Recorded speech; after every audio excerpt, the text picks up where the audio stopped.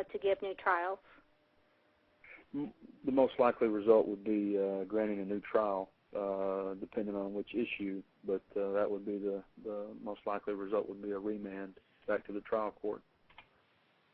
And then if they did the new trials, are they allowed to bring in all the evidence, or would they be prohibited from some of the issues that are, would some of them be not allowed, inadmissible?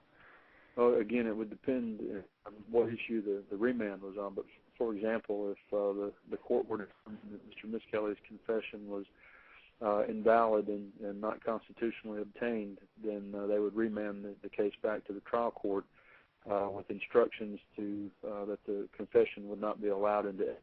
And if that were the case, then the case against Mr. Miskelly would be gone, because that's the only evidence they had. There was no physical evidence at all linking him to these crimes at all. Not a hair, not a fiber, not a fingerprint, nothing but Miskelly's convoluted and wrong in many details confession. I have a quick question here. Everybody's asking questions on the chat room, which is fine.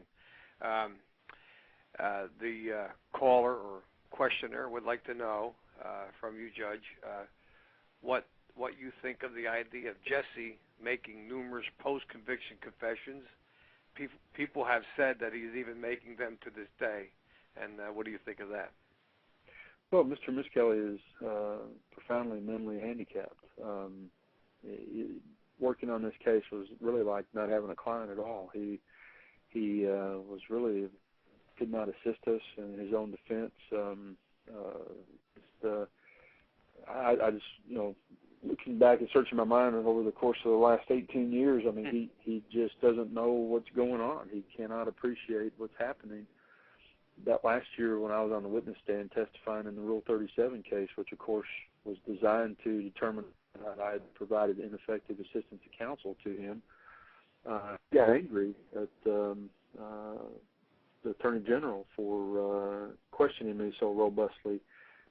He didn't understand what was happening. And of course, Mr. Miskelly is quite loyal to me, as I am to him, but he got angry because they were giving me a hard time on the witness stand. When in actuality, the lawyers were doing what they were supposed to do in our system.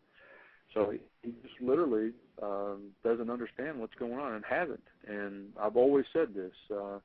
I could get him to confess to assassinating President Kennedy on the grassy knoll in '63, even though he wasn't born at the time. I get him to do that, and it wouldn't take any time or great effort on my part to do so.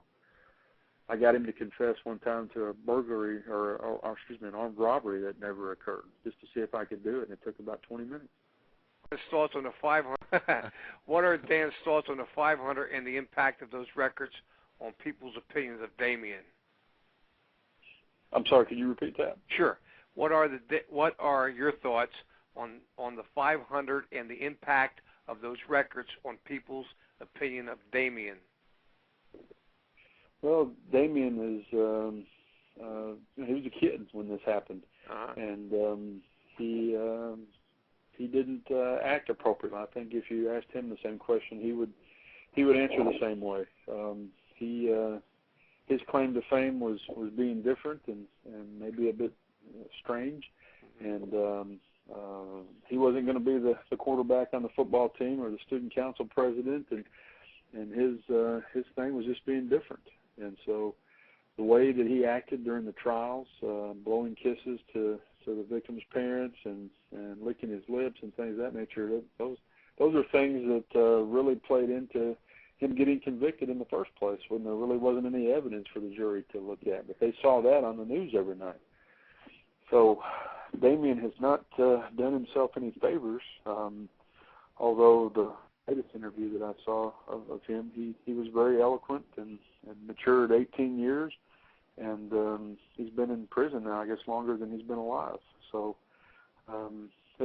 it changes you. He's very intelligent and very well-spoken now, and he candidly admits that he didn't do himself any favors early on.